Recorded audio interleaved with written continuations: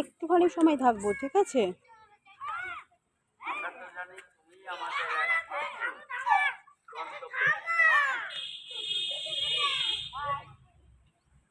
তুমি ছাড়া আমাদের যাওয়ার কোনো জায়গা নেই। তুমি আমাদের আমরা ঠিক জায়গায় পৌঁছে তাহলে আর তুমি যাবে না।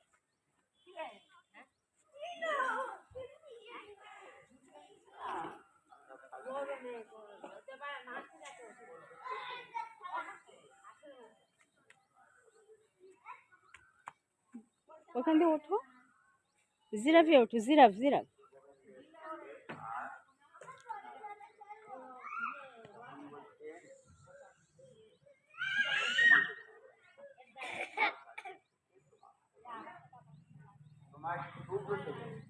তোমাকে সুখে দেব মন করলে পরে বসো।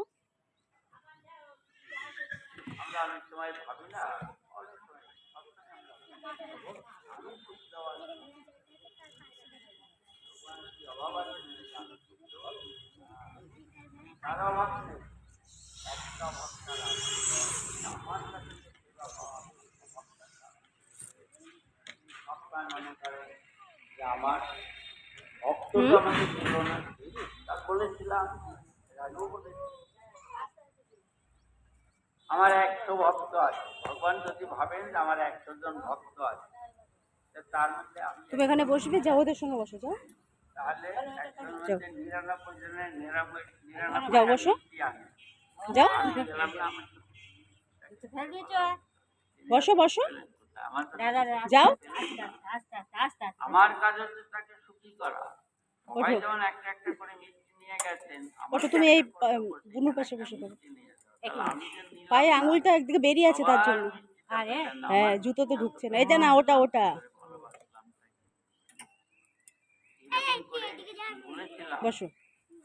পাল্লাটা হবে আমার সাথে, আমার অন্যের সাথে আমার নয়।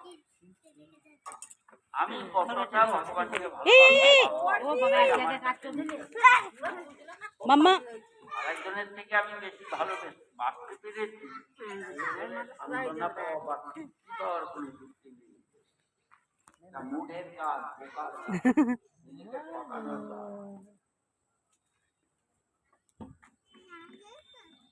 ওইটা কহিয়ে গেলে আত্মবঞ্চনা।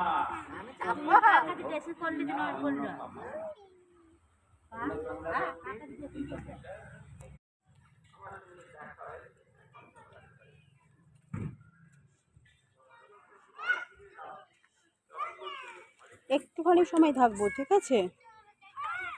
আমরা তো জানি তুমি আমাদের গন্তব্য। তুমি ছাড়া আমাদের যাওয়ার কোনো জায়গা নেই। তুমি আমাদের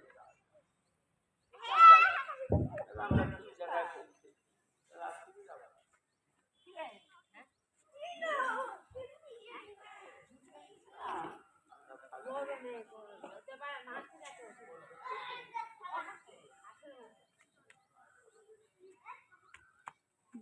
ওখান দিয়ে ওঠো, জিরাফে ওঠো, জিরাফ জিরাফ।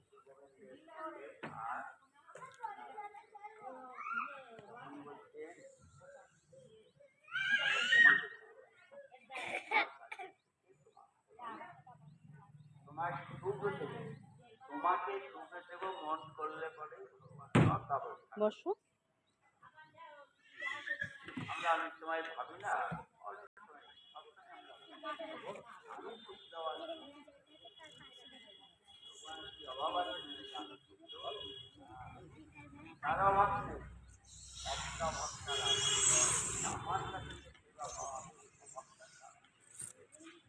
ভক্তা মনে করে যে আমার ভক্ত তো আমাকে ছিল না, তা বলেছিলাম রাজু বলেছি